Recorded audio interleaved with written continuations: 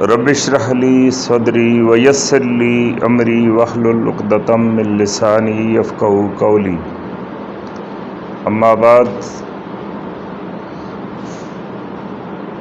فاعوذ باللہ من الشیطان الرجیم بسم اللہ الرحمن الرحیم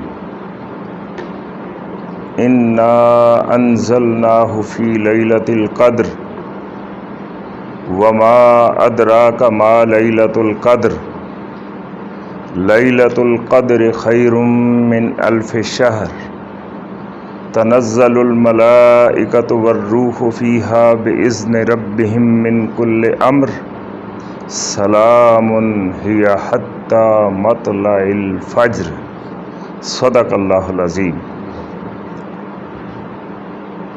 بہت ہی پیارے احباب، السلام علیکم ورحمۃ اللہ وبرکاتہ۔ کلام مجید فرقان حمید میں سے 97 نمبر سورت سورہ القدر آپ کے سامنے تلاوت کرنے کا شرف حاصل ہوا ہے۔ پروردگار عالم سے دعا ہے کہ وہ ہم سب کو قرآن مجید پڑھنے، پڑھانے، سننے، سنانے، اس پر عمل کرنے اور اس کو پھیلانے کی توفیق عطا فرمائے۔ جو حکم الہی تلاوت ہوا ہے، سب سے پہلے اس کا مختصر مفہوم پیش کر رہا ہوں۔ ارشاد فرمایا، انا انزلناہ فی لیلۃ القدر، بے شک ہم نے اس کو یعنی قرآن مجید کو لیلۃ القدر میں نازل فرمایا۔ وما ادراک ما لیلۃ القدر، اور تمہیں پتہ ہی کیا ہے کہ لیلۃ القدر کیا ہے؟ لیلۃ القدر خیر من الف شہر، لیلۃ القدر 1000 مہینے سے بہتر ہے۔ تنزل الملائکۃ والروح فیہا باذن ربہم من کل امر، اس میں نازل ہوتے ہیں فرشتے اور روح اللہ کی اجازت سے، من کل امر، ہر معاملہ نپٹانے کے لیے۔ سلام ہی حتی مطلع الفجر، یہ امن والی، پیار والی، سلامتی والی رات ہے حتیٰ کہ طلوع فجر ہو جائے۔ یہ مختصر مفہوم ہے۔ اب اللہ کے فضل سے تھوڑی سی تشریحات کی طرف آتے ہیں۔ اللہ تبارک و تعالی سچ کہنے کی اور اس کے بعد ہم سب کو عمل کرنے کی توفیق عطا فرمائے۔ ارشاد فرمایا، انا انزلناہ، اب اس کی نحوی ترکیب میں بیان کرتا، اگر یہاں طلباء ہوتے تو اس لیے میں مختصر ہی بیان کروں گا۔ انا، بے شک ہم جو ہیں، اللہ تبارک و تعالی وہ ایسی ذات ہے کہ اس نے کبھی یہ پسند نہیں فرمایا کہ کوئی دھبا بھی شرک کا اس کی طرف لوٹے۔ اس لیے احتیاطاً ہم جب بیان کرتے ہیں تو ہماری زبان میں جمع کے لیے بڑے پیارے پیارے الفاظ ہیں، ہم، آپ وغیرہ وغیرہ، لیکن احتیاطاً ہم وہ اور اس سے ترجمہ کرتے ہیں اللہ تعالیٰ، اس لیے کہ یہاں کسی کو غلط فہمی نہ ہو جائے کہ کوئی معاذ اللہ کے علاوہ کوئی اور بھی ہے کہ یہ جمع کا صیغہ استعمال ہو رہا ہے۔ تو عربی زبان میں تو جو متکلم ہے وہ اپنے لیے صیغہ ہی استعمال کرتا ہے، واحد کا، اکیلے کا۔ اللہ تبارک و تعالی نے بھی یہ اسلوب اختیار فرمایا، لیکن کچھ مقامات ایسے ہیں کہ جہاں اللہ تبارک و تعالی خود بھی ناز فرماتا ہے اور اپنا تکلم جو ہے وہ شاہانہ اختیار فرماتا ہے اور میں کی بجائے ہم کہہ کے وہ بولتا ہے. تو یہ بڑے بڑے مقامات ہیں قرآن پاک بھرا ہوا ہے. مثال کے طور پر وَلَقَدْ خَلَقْنَا الْإِنسَانَ، اور بے شک ہم نے انسان کو پیدا فرمایا، وَنَعْلَمُ مَا تُوَسْوِسُ بِهِ نَفْسُهُ، اور ہم جانتے ہیں کہ اس کے دل میں وسوسہ کیا آتا ہے. وَنَحْنُ أَقْرَبُ إِلَيْهِ مِنْ حَبْلِ الْوَرِيدِ، یہ وہ علم مخفی ہے جو اللہ کے سوا کوئی بھی جس کا احاطہ نہیں کر سکتا.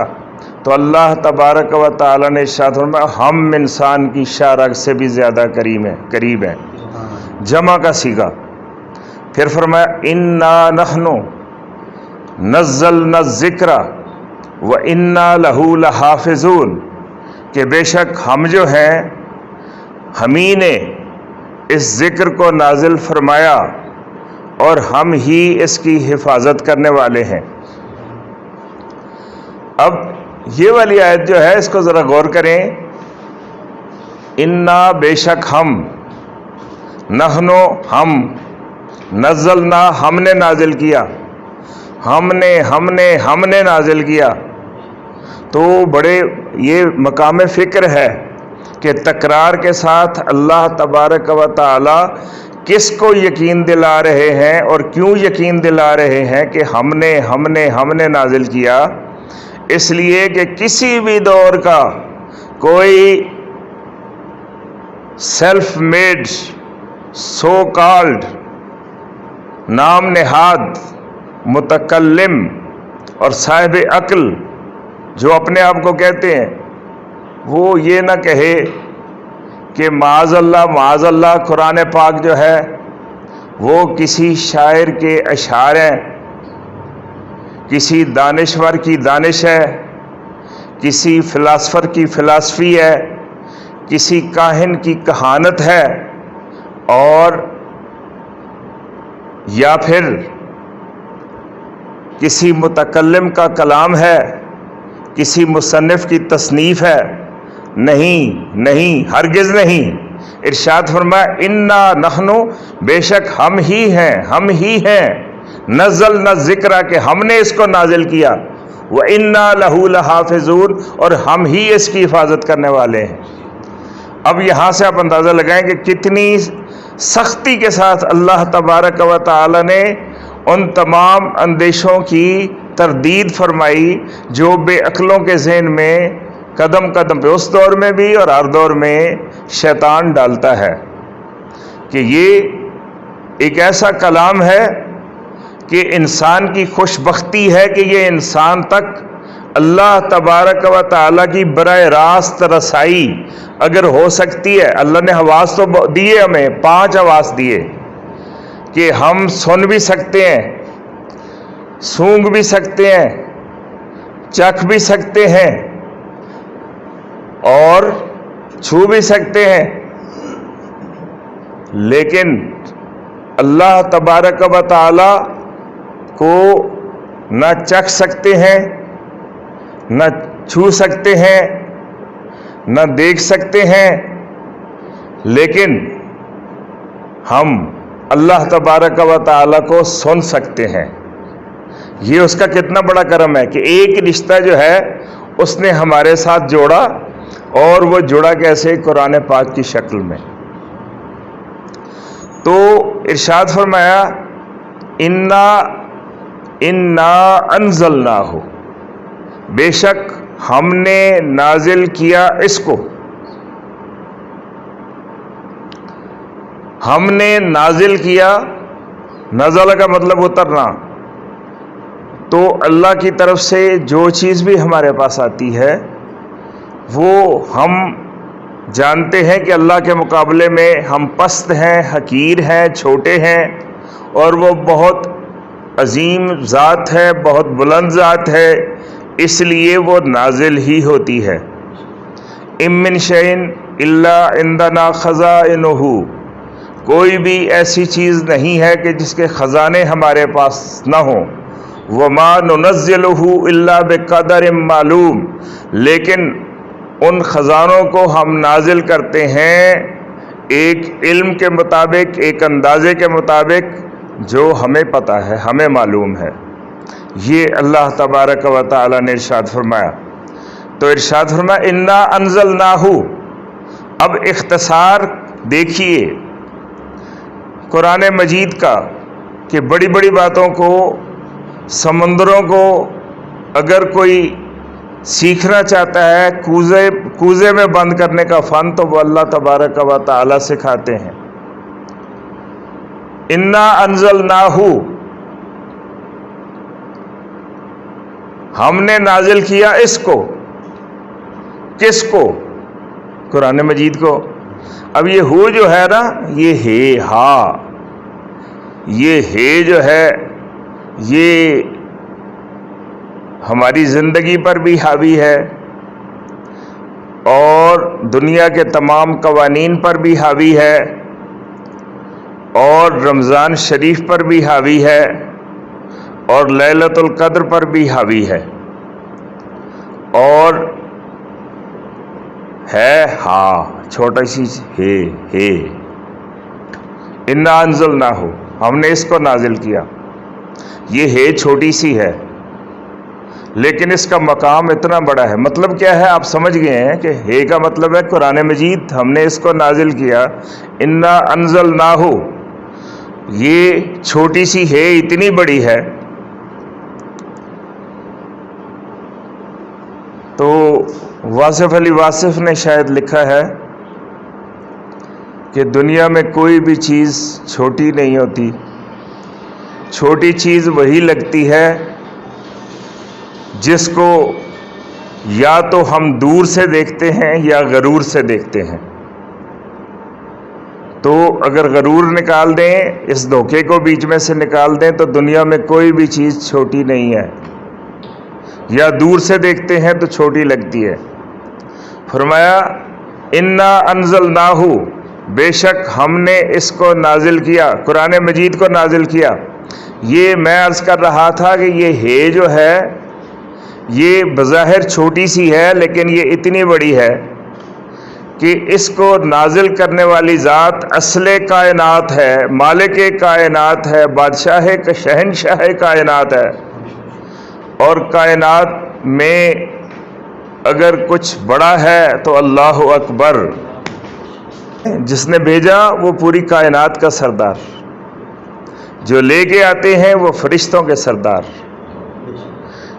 جن کی طرف آتا ہے وہ انبیاء کے تاجدار اور ختم المرسلین، جس مہینے میں آتا ہے وہ مہینوں کا سردار، جس رات میں آتا ہے وہ راتوں کی سردار.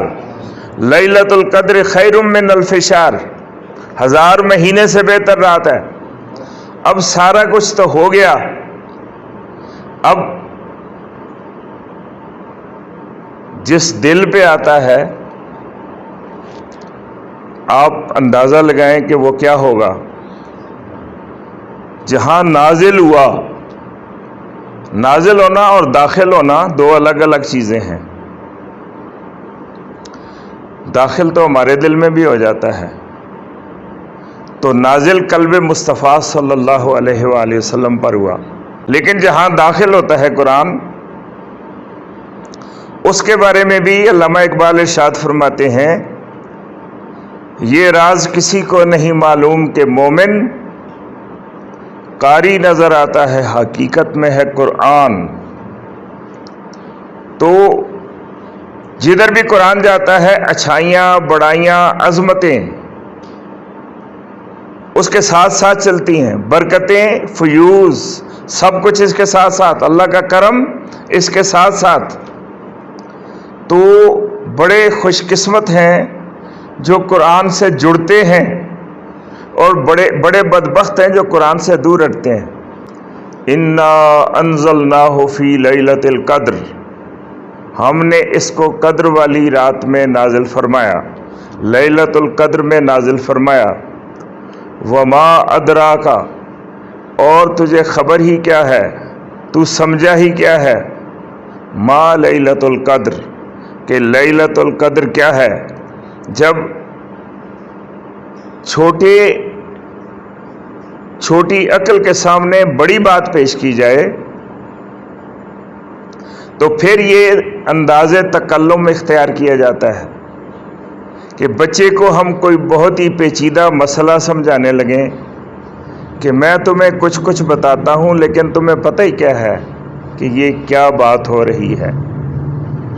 تو وما ادراکا، اور قرآن پاک میں یہ 13 مرتبہ یہ لفظ اللہ نے استعمال کیے ہیں، اور میں آپ سے عرض کر رہا ہوں کہ اللہ تعالیٰ کی پوری کائنات میں آیات ہیں، قرآن مجید میں بھی آیات ہیں۔ آیات کا مطلب سائنس، علامات، نشانیاں۔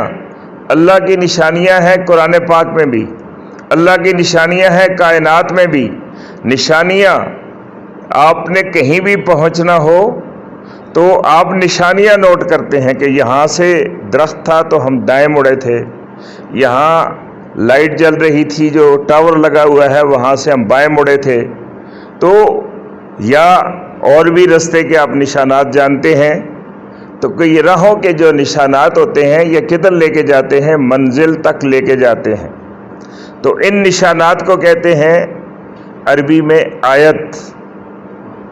تو اللہ کی آیات ہیں قرآن مجید میں بھی، اگر ان کی پیچھے چلیں گے تو کدھر جائیں گے؟ اللہ کی طرف۔ اور پوری کائنات میں بھی اللہ کی نشانیاں ہیں، اللہ کی نشانیاں پوری کائنات میں بکھری ہوئی ہیں۔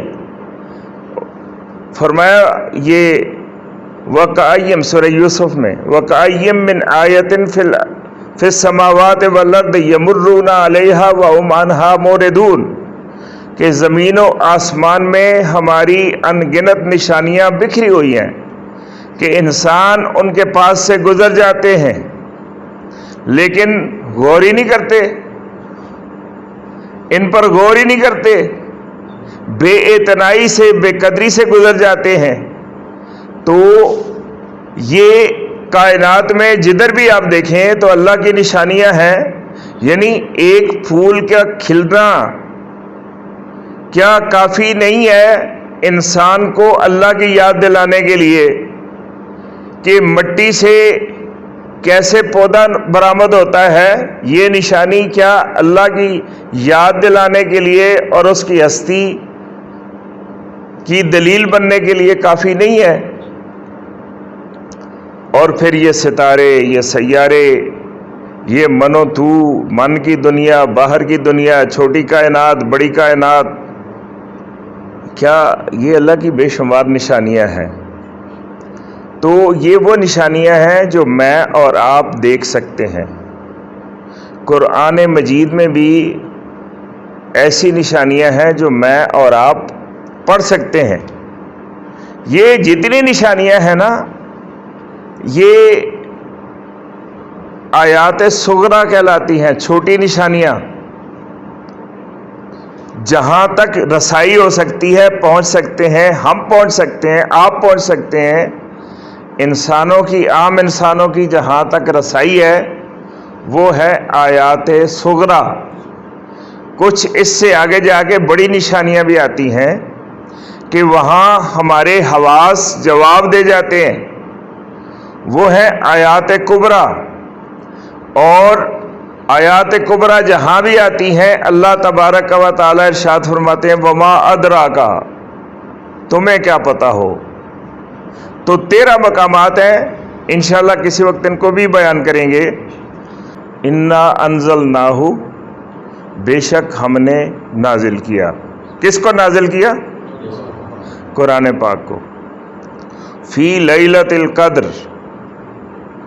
قدر والی رات میں۔ یہ لیلۃ القدر جو ہے یہ ظرف زمان ہے، ٹائم اینڈ سپیس۔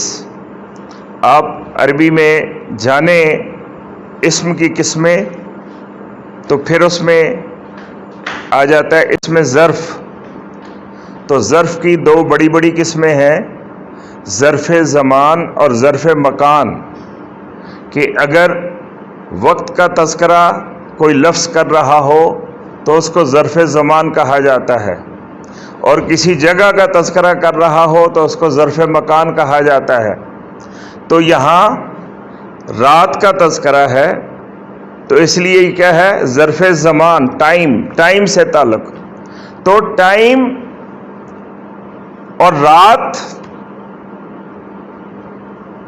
یہ اللہ کی نشانیوں میں سے بہت بڑی نشانی ہے، کہ اس لیے کہ بڑے بڑے واقعات رات کو تشکیل پائے، اور اس لیے کہ نبی پاک صلی اللہ علیہ وسلم کی پیدائش رات کو ہوئی، آپ کی ہجرت رات کو ہوئی، معراج شریف رات کو ہوئی، اور قرآن پاک نازل ہوا رات کو۔ اور ان ناشئۃ اللیل ہی اشد وطئا واقوم قیلا، سورہ مزمل میں اللہ تبارک و تعالی نے یہ فارمولہ بتایا کہ اگر نفس کو کچلنا چاہتے ہو تو پھر رات کی بیداری، رات کا جاگنا، تہجد کی نماز اس کے لیے بہترین ہے۔ تو رات میں اللہ نے بڑے اعجاز رکھے ہیں، رات میں رفتار تیز ہو جاتی ہے، بگڑے ہوا انسان زیادہ بگڑ جاتا ہے، اور جو بھلائی کی طرف چلا ہوا ہو وہ بہت تیز رفتار ہو جاتا ہے۔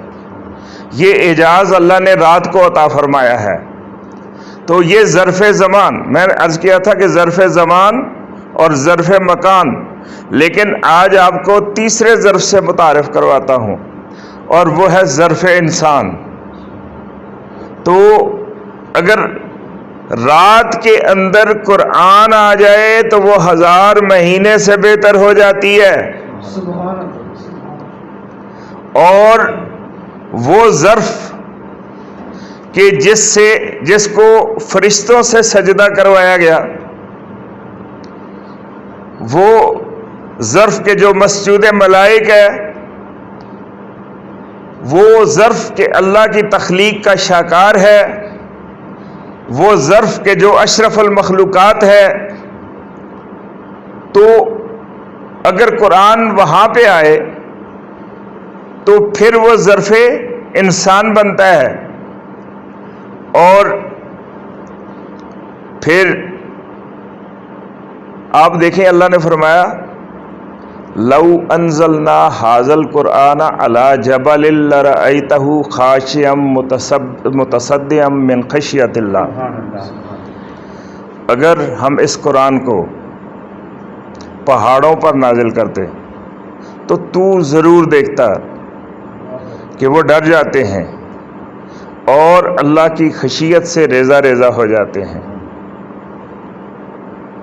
یہ قرآن مجید ہے، اور جہاں پہ نازل ہوا اور اس ظرف نے برداشت کیا وہ قلب مصطفیٰ صلی اللہ علیہ وآلہ وسلم ہے۔ تو جس رات میں قرآن پاک نازل ہوا وہ رات کسی بھی رات کے، کوئی بھی رات اس کے برابر نہیں ہو سکتی، اور جس قلب پہ قرآن پاک نازل ہوا